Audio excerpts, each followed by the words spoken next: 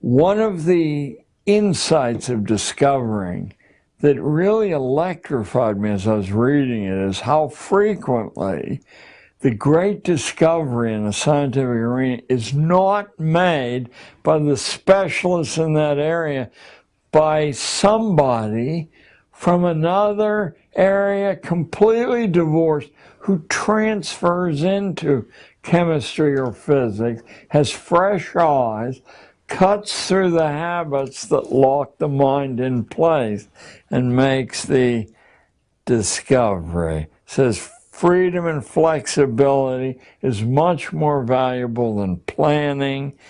Insight comes only by getting out of ruts and plugging into a variety of methods. So these great truths, it isn't that we're discovering them now, we're taking them out of their burial places and saying, hey, look, wake up.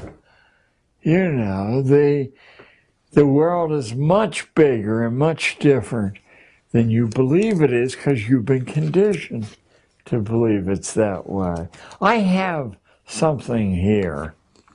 I have the 6 purposes of schooling as laid down in 1917 by the man who Harvard named their honor lecturer in education for.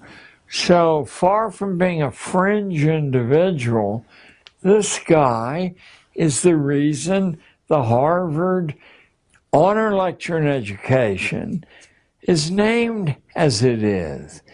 The Ingalls lecture. Looks like Inglis, but it's pronounced Ingalls. And I would like to read you the 6 purposes of schooling. I moved heaven and earth, and it took years to find this book, just like trying to find, in past years, a copy of Carol Quigley's Tragedy and Hope. I learned about Ingalls from the 20-year president of Harvard, James Bryan Conant, who was a poison gas specialist in World War I, was a very inner circle of the atomic bomb project, World War II, was the High Commissioner of occupied Germany after the war. So he wrote, there must be 20 books about the institution of schooling, of which he was completely a proponent.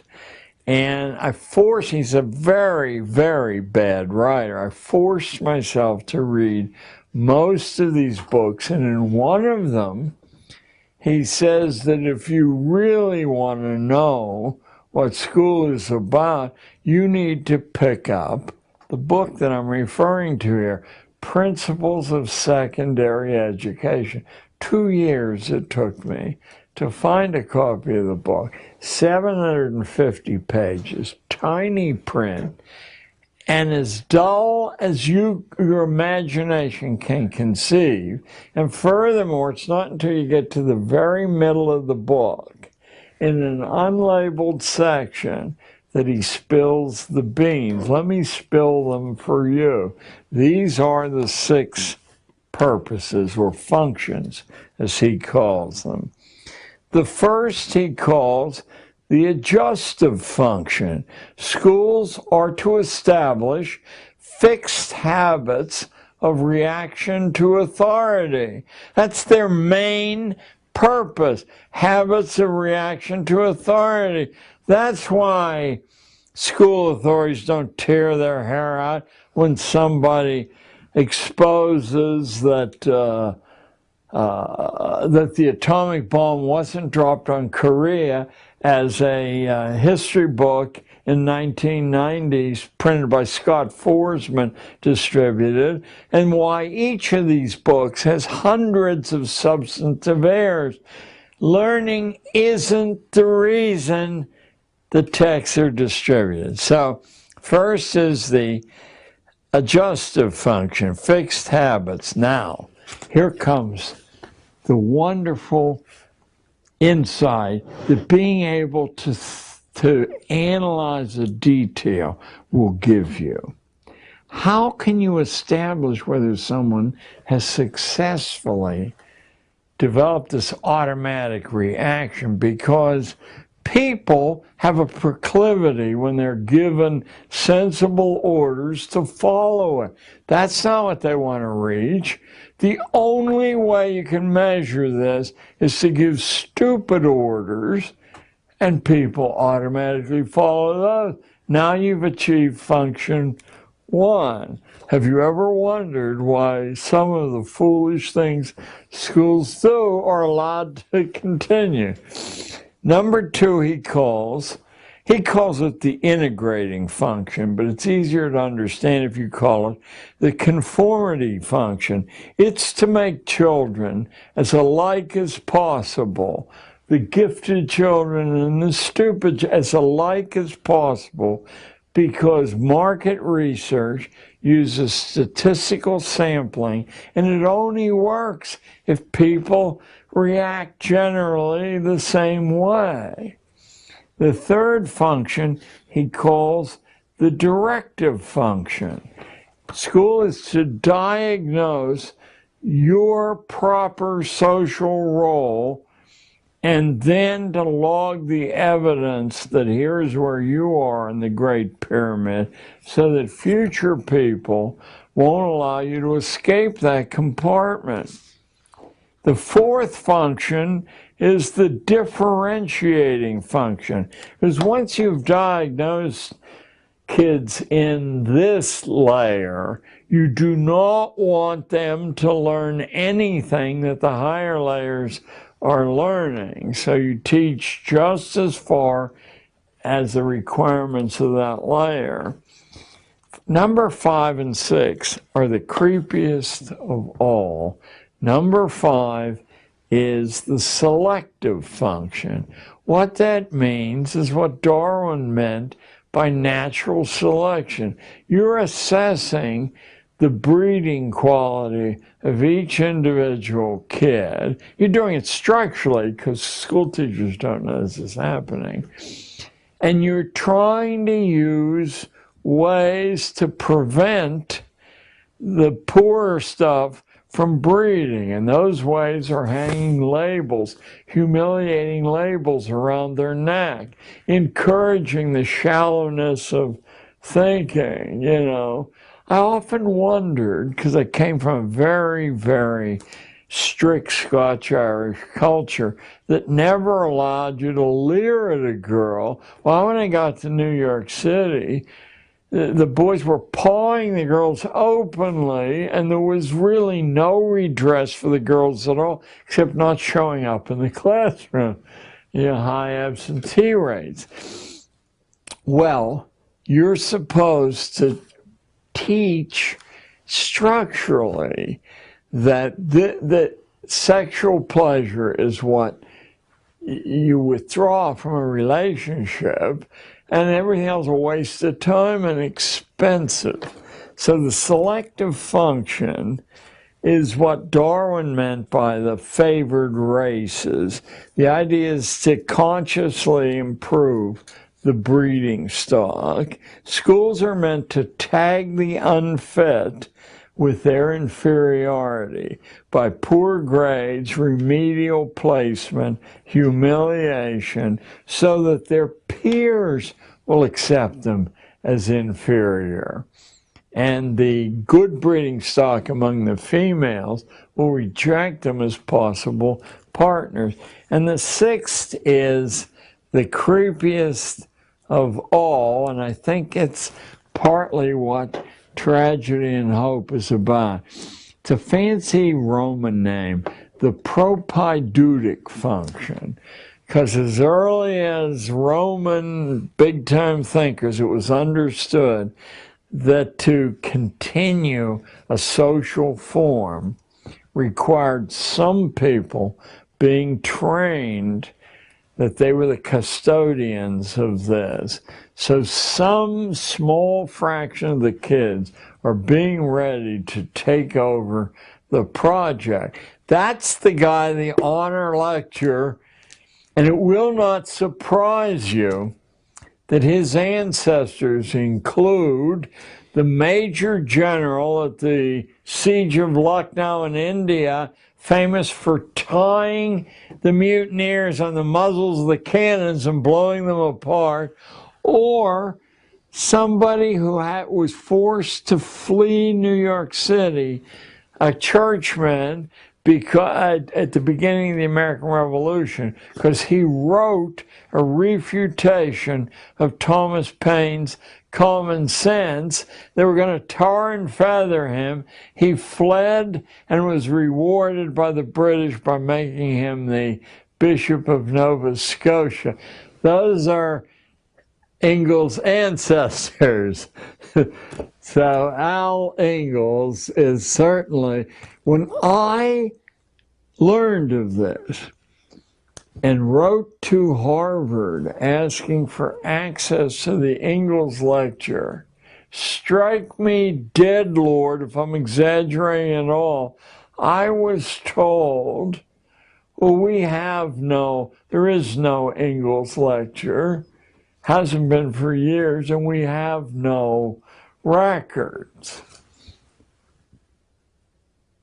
It was the same thing that happened when I discovered that Elwood P. Cubberley, the most influential schoolman of the 20th century and the bionomics genius, had been the elementary school editor of Houghton Mifflin.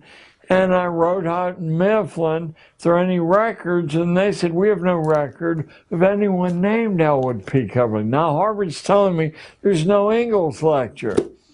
A week passed, and I got a call from Harvard, from some obscure office at Harvard, saying, what is your interest in the Ingalls lecture? I knew that I was on thin ice. And I said, well, James Conant referred me in his books to the man the Ingalls lecture is named after. And I was wondering if I could get some background on this fellow and a list of the lectures. And in due time, I got a list of the lectures and instructions how to access the texts, but not easily. Enough hoops that someone who has to mow the lawn and burp the baby, wouldn't jump through those hoops. I was able to prove Harper's wouldn't publish when they did the cover essay I wrote, which Lou Lapham named Against School, probably after Jeremiah's Against. But I had called the artificial extension of childhood, because I think that's the key mechanism at work here. So they wouldn't print the information about Cubberley because Houghton Mifflin denied it. It was only months afterward that I looked through my extensive library of incredibly dull books about schooling and opened, and the facing page said Elwood Cubberley, editor-in-chief, elementary school, publishing arm of Houghton Mifflin. By the way, the secondary editor-in-chief was Alexander Ingalls. So you see how this cousinage, the incest, works. If Martin Luther's idea was to cut out the middleman and teachers read books, why can't students just read books instead of going to the middleman for their information? Well, the more highly placed the schooling is, the more likely it is that they do that. They go to primary documents. They understand how suspicious all secondary documents are. Not that they aren't useful, but they give the the writer or the editorial staff the ability to shift the information. That's why in the reprints of Quigley's Tragedy and Hope, we really need some of you out there to sit with the original and sit with the reprint and make sure the key things aren't eluded on perfectly reasonable grounds that, we want to shrink this down from 1,300 pages to 1,000 or whatever. Oh, it was an oversight. We have 9 minutes left. I have 2 questions, and then we can do an informal book signing and get you out of here. What time? Yeah, well, you should want to know what happens to an ordinary class of 13-year-olds when they get a smattering of that. I mean, as much as they can absorb in a short time. Well, many of you will have seen Strawberry Fields, the monument to the Beatles in Central Park. I don't want to pat myself on the back because I didn't much care for the Beatles and I hate using parkland for it. But I was approached by 3 girls, 2 of them here, bitterly complaining that the Community Planning Board had denied Yoko Ono's petition to build Strawberry Fields. And they were furious that this had been done. And I said, well, you don't have to accept their decision. They're the lowest part of the pecking order. First, according to protocol, you have to take your case to them. So we'll book you an appointment, and you lay down the reasons you want to take 3 acres of Central Park and give it to this group who could only play 3 musical chords. But I told them, whatever you want to do, including building a pistol, I'll show you how you can learn how to do that. I won't censor. So it had been voted down 45-8 by the Community Planning Board, and the Community Planning Board unanimously rejected their appeal. I said, now you want to look who has to sign off on their decision. This is not a group of local big shots. This is the Landmarks Preservation Commission. You don't get on that unless your ancestors came over on the Mayflower or you have $10 billion. I said, this is the elite of the elite. And now what you want to do is research. The names are publicly accessible. 23 of them, and I'll bet 4 or 5 of them would already be in favor of this thing. All you need is 12 of them to reject this for it to happen. So you find out who these people are and get as much biographical information. IT has made this on these people, and you will find the buttons to play them like a noble organ. You can find out what causes they became noteworthy for, etc., etc.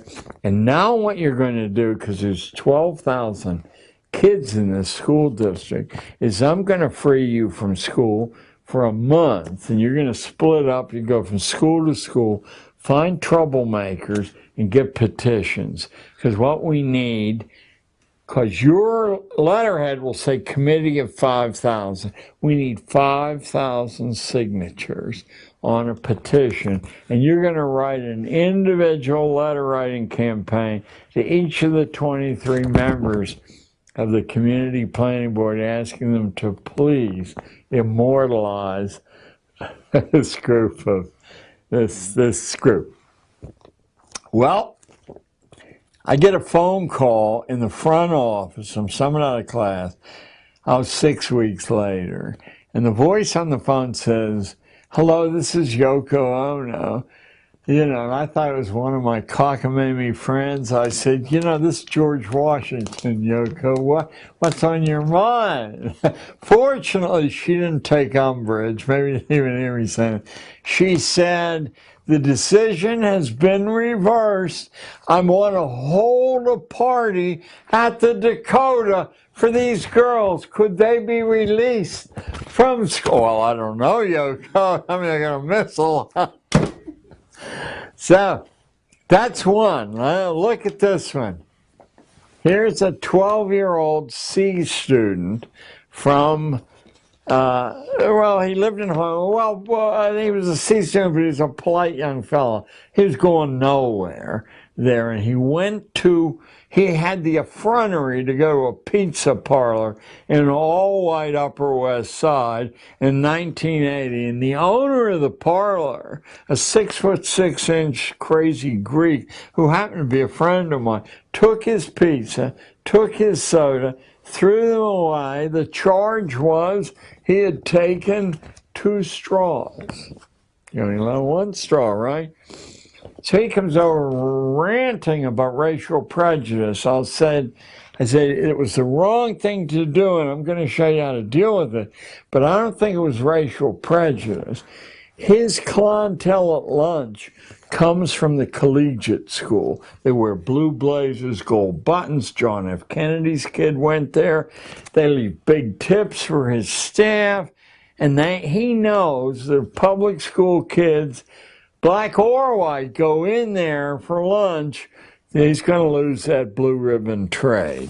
Nevertheless, you're going to give him a chance to back down. This is an absolutely massive, insane Greek who believes violence is the solution to all problems. Once Jerry Mulligan, the famous jazz saxophonist, bounced a $10 check. He had it blown up to billboard size and mounted outside the restaurant.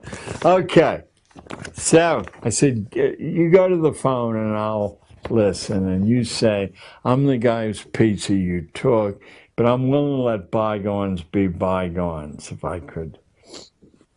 Nick hangs up on him. I said, I'm going to give you what in law is called an affidavit, that you attempted to solve this problem peaceably.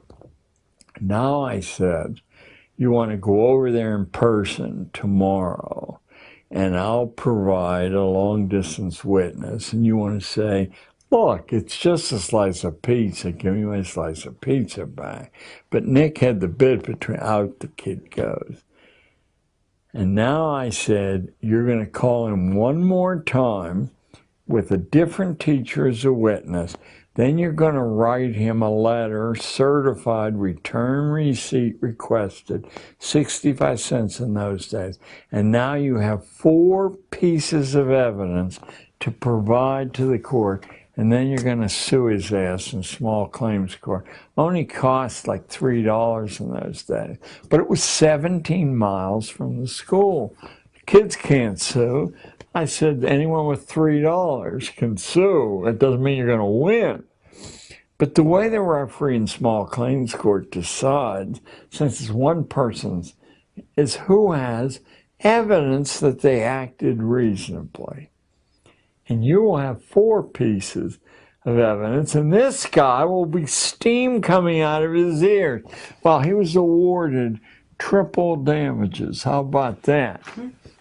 Now, what do you suppose the small claims court referee said when he got home that night to his friend? You're not going to believe what I just adjudicated. So beginning about 4 days later, we get a call from the Brooklyn College Law School. Could he come over and lecture? Of course, he said no, and I said, listen, I'll ruin you if you don't. We'll work it out. Then Columbia Law School called. Then we got daily calls from judges to take him out to lunch, because isn't this a symbol that the system really? Okay. He's the only kid in 30 years of teaching that took my advice not to waste your time in high school. I said, Any number of very good colleges will take you in at the end of your sophomore year if you provide the documentation. You're ready. He went to Duke, full tuition scholarship, then Duke University Law School, and by the way, these two events, Strawberry Fields and Pizza Palace Soon, are from the same term in a junior high school. Just a few more of these things. Here's a PhD from UCal. Here's a 13-year-old girl who came to me complaining that her mother was a liar, said she could go to Paris alone that summer if she could raise the money. She said, I just checked and nobody. I mean, she was a single parent household. Mother was a secretary. She said, nobody. I said, well, you can't do it. Well, in a job, but there's not very much money if you have a little business. And she said, 13-year-old kids can't have businesses. I said, if you have something people want, they don't care how old you are. I mean, Sean Fanning almost ruined the music business with Napster. He was 17.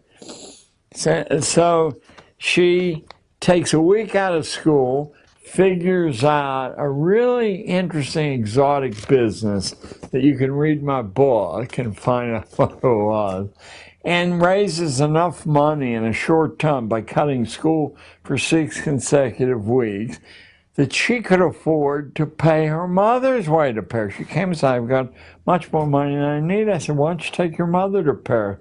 She might appreciate it. On the basis of that, she went to what I believe is the finest college in the United States, Hampshire College, where you write your own curriculum and then you negotiate with the faculty. My granddaughter goes there, will be graduating next year. Hello, Christina. That's all I'll say. So, What phrase in Icelandic means writing of God? Yes. Well, her real name was, it's carried popularly as Gudrun, but she wasn't satisfied, so she went to court and changed it to Christina. So, hey, what are you going to do? If you could say something that would echo through time and each and every person from now until the end of humanity would hear it. Yeah. Sensible children do not wish to be incomplete human beings. And so when you impose a stage theory of human development upon them, you affect or tormenting them, you're limiting their opportunities. The whole world for all history knew that childhood is over about the age of 7, and if it persists beyond the age of 12, you've got some hopeless human being on your mind. Don't be your kid's enemy, because they're not a kid, that's a fellow human being, male or female. Be their partner and enlarge the opportunities. No homework, please.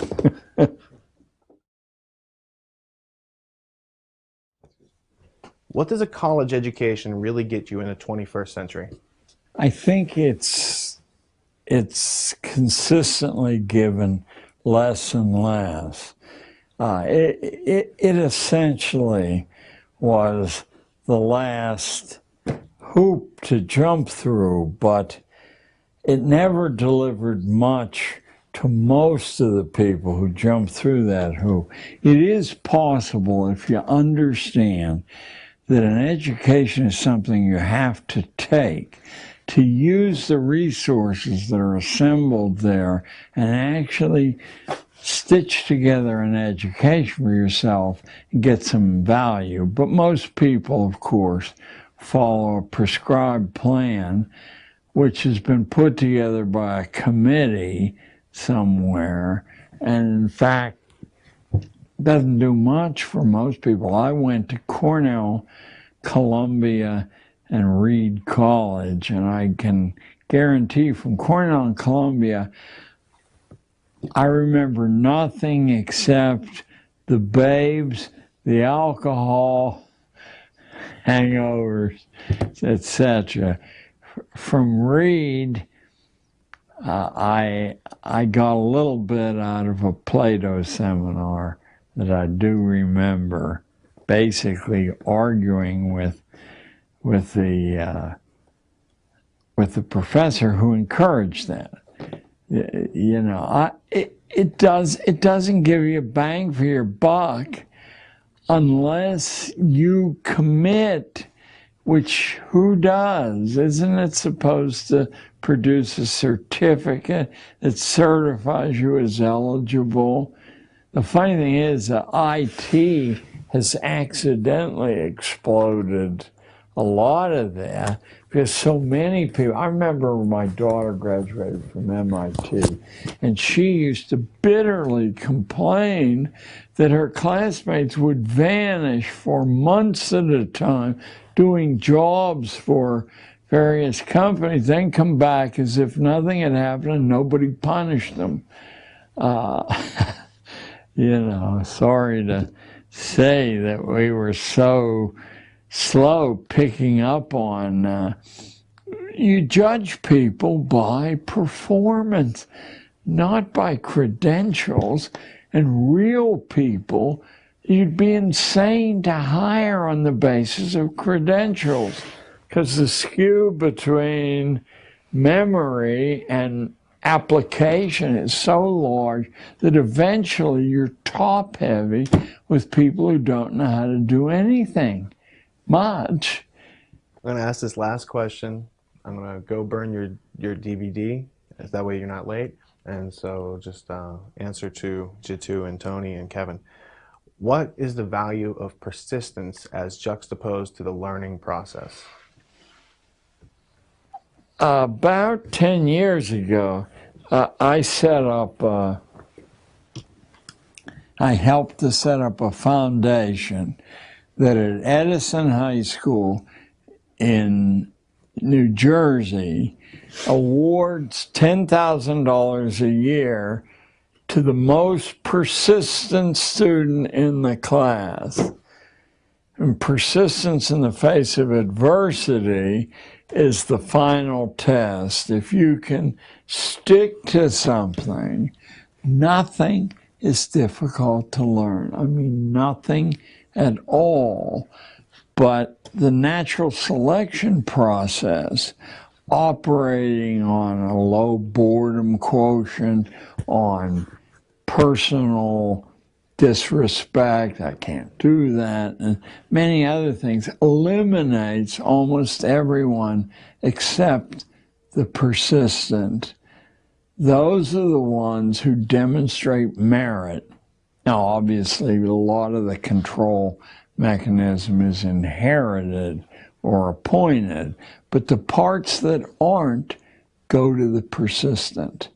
And that includes the arts and the sciences as well as politics. I mean, who could imagine, for example, that an obviously inferior human being, I'm not speaking politically here, like George W. Bush, could pass through all the screens on the way up and then be elected not once but twice by the American population.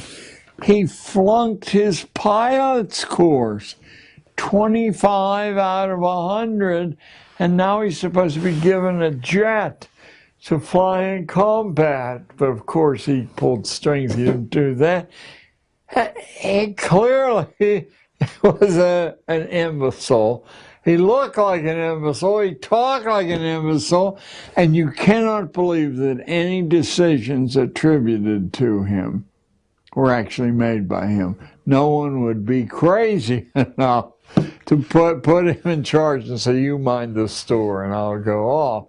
So, but he was persistent, and he did reject the negative assessments that occurred all through his life. What a rock is about, in my opinion, is showing Daddy that the people who embarrassed Daddy got their comeuppance, and who the hell cares that the carnage is one of the great mass murderers in history, but Daddy's reputation was saved from disgrace.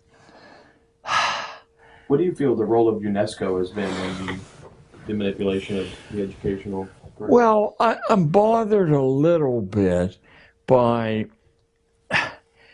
the general mass of conspiracy literature attributes powers to the United Nations, which it simply doesn't have. That doesn't mean that it isn't filled with villainous intentions.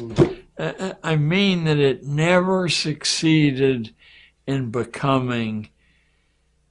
People say it's a respectable institution, but they don't behave. No one says, what does the UN say about it? No one says that. You know, and they've almost given up trying. I mean, there's now a minority opinion that it's not worth spending the money to have it in the United States, you know, because it's as much anti-American as it carries out our subtler designs. I've noticed that UNESCO focuses a lot of their workings on the educational framework of nations, and you go to their website. But you and I would too. Pestalozzi and Herbart and Wundt are all listed. Yeah, of course. Well, wouldn't anyone say it's easier to deal with unformed minds with no experience, wean them away from... Yeah, I mean, it's in an engineering sense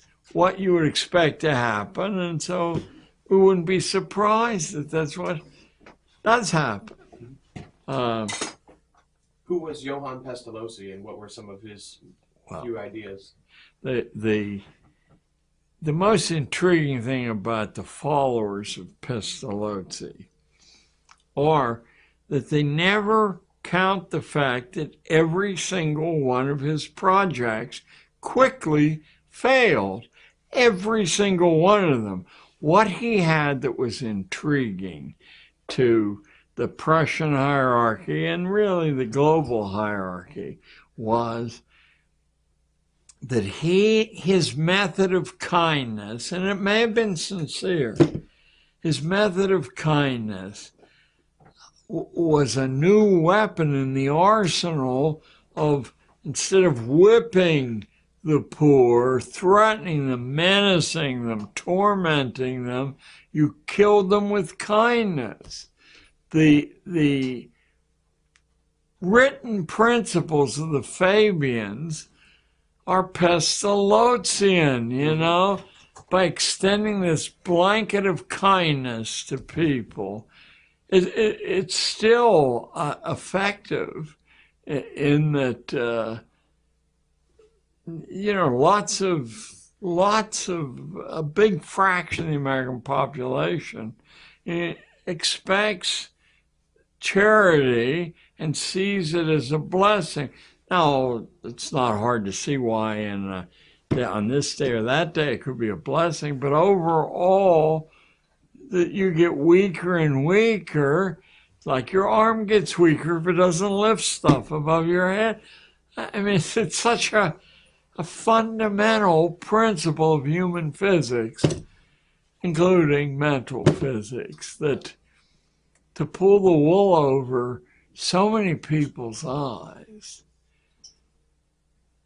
I've got your disc. It's got all the transcripts from your Gnostic media interviews, Jan's definition of liberal, and some Gordon Wasson information for you. You also talked about the cruise to open up excellent. Asia. And this is excellent. This is Taft.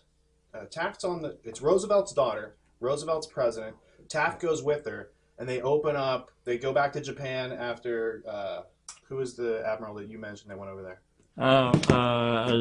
Not Dewey.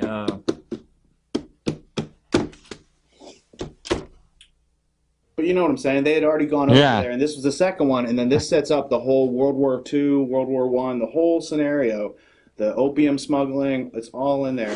And this guy wrote Flags of Our Fathers and Flyboys. Oh, yes. James Bradley. Yes. And so I thought you might. Thank you. I will. You'll enjoy it. And you did an outstanding job. Hey, this has been a lovely course in how complicated it is, you know, to make to get the word out. Have you seen this book? No. It's called The Perfectibilists. It's by Terry Mollinson. No. That was the name of the Illuminati before it was known as the Illuminati. It was the Perfectibilists, and they were a private club. And this means per me kaki vidant means through me the blind become sighted. So their top secret is the trivium and learning, but they use it out of order, so they don't establish what exists first. They assert logic without. No. If you look in the back, it has a full glossary of individuals. All the members. He's cataloged. Now this is my copy, but I want you to take it, and I can get another one. Oh, and then you can God bless. Chris Milligan. And God bless. This here is the reference of Carl Wundt, and it goes into some of his colleagues, and you'll have a lot of references to your own material.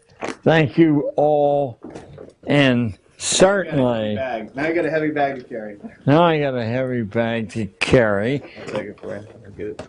Let me get your mic off, yeah? Yes.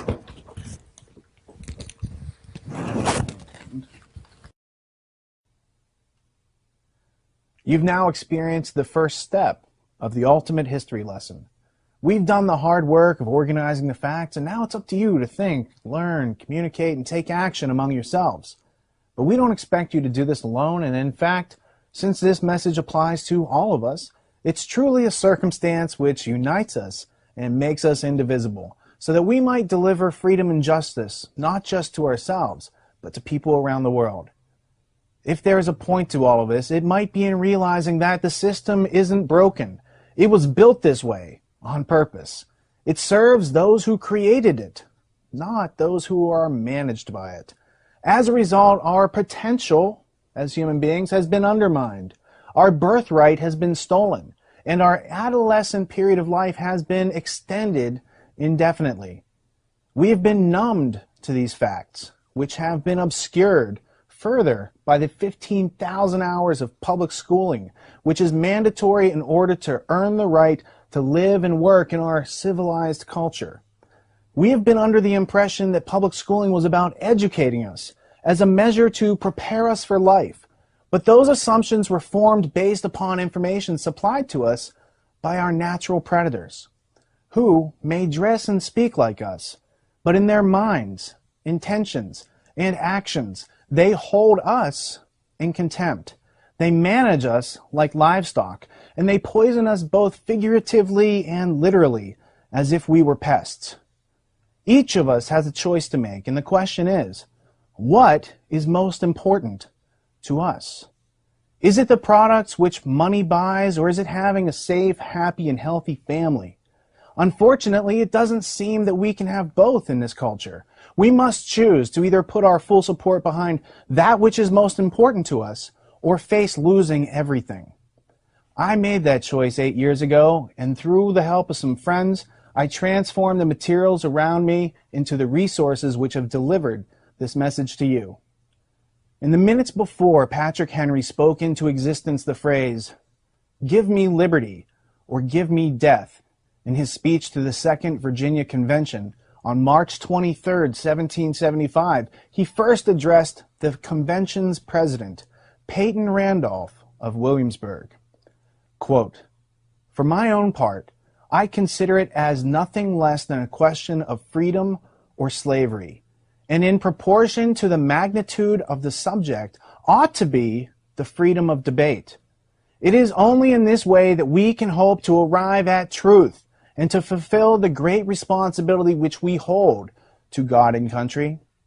Should I keep back my opinions at such a time, through fear of giving offense, I should consider myself guilty of treason towards my country, and an act of disloyalty toward the majesty of heaven, which I revere above all earthly kings. Mr. President, it is natural to man to indulge in the illusions of hope. We are apt to shut our eyes against painful truth and listen to the song of that siren until she transforms us into beasts. Is this the part of wise men, engaged in a great and arduous struggle for liberty? Are we disposed to being of the number of those having eyes, see not, and having ears, hear not, the things which so nearly concern their temporal salvation? For my part, whatever anguish of spirit it may cost, I am willing to know the whole truth, to know the worst, and to provide for it." End quote. So, if you realize that your family and or community was in danger, how would you make them aware of it as a measure to protect them from the peril? Well, once you meet and surmount the mental obstacles by employing your use of reason, it would then be logical to organize the facts, connect and communicate with your loved ones and community, to learn together how to dispel confusion, how to take informed constructive actions, and when you meet resistance, how to learn your way forward. It doesn't benefit anyone to continue to sanitize the world for our youth, as it prevents them from developing a strong immune system, and thereby undermines their chances of survival in this world. To that end, as I mentioned in the introduction, we've also created the ultimatehistorylesson.com, which specifically hosts the YouTube version of this interview in video form, as well as the MP3 versions for your downloading pleasure, as well as the transcript, references, notes, links, primary source materials, and every other piece of media associated with this interview set, all with the goal of helping you to understand. And while this all might sound like a good idea, most people need a little help outgrowing the habits which enable us to be so easily manipulated. In order to help each and every individual tap into their internal natural resources, we created tragedyandhope.com, which acts as a next step for those who seek to learn more after screening our productions. Now that you've heard John talk about the book, Tragedy and Hope, A History of the World in Our Time by Dr. Carol Quigley, you'll indeed appreciate the fact that we've created an international network of independent media producers, all of whom consistently provide educational films, podcasts, and video reports, commercial-free and free to the public. With over 1,400 people from all over the world posting videos, posting blogs, forming study and research groups, and learning the arts of intellectual self-defense and strategic problem solving, we have built a truly unique experience which has thus far been denied to the general public. And it is in every way designed to help you realize your birthright. In this last hour, I was surprised to learn about John's key role in helping Yoko Ono get approval to create Strawberry Fields, a section of Central Park in New York dedicated to John Lennon, across the street from where he was shot in front of the Dakota Hotel. We've done a lot since creating Tragedy and Hope in 2009, so let me share a bit of synchronicity about how all this began. These are the last few pages of the premiere issue of our interactive magazine before it evolved into an interactive community of critical thinkers. I'd say that not only have we come a long way, but we've also stayed on track, and I think that's reflected in the synchronicity of these full circle moments. We're serious about studying the big problems, identifying the root causes, and enacting constructive solutions. And we sure could use your help. And in return, we'll help you catch up on what you've been missing. We must ask the questions: can we have peace without understanding the root causes of war? Can we have liberty without the responsibility and reason incorporated into our actions to bring it about? Why aren't we preparing our children for their lives? Why doesn't public schooling prepare us for the fact that we are entering a world where there are predators and systems of predation to be avoided? And in learning the answers, we've found that it's due to the fact that the predators designed the public schooling system. It's time to reclaim our birthright, and this interview is aimed at delivering it to you. What you do with it is your choice. Figure out how to teach yourself anything by asking substantial questions and identifying valid answers. Help us create a network of affiliates and continue to spread this message of self-liberation. By understanding the problems, the solutions become known. The truth is the future, and we want to see what the world looks like when you develop the habits which reveal your inner potential. Last but not least, learn how to use the active literacies to liberate yourself and share what you've learned with others. Because the world is made up of words, and if you know the right words, you can make of the world what you will. Go and do likewise. Be persistent. Refuse to give your consent to irrationality, and realize that in your heart and mind, that we are only victims until we mature and take responsibility for our thoughts and actions. And to that end, keep learning, keep moving forward. Thank you for tuning in and not dropping out.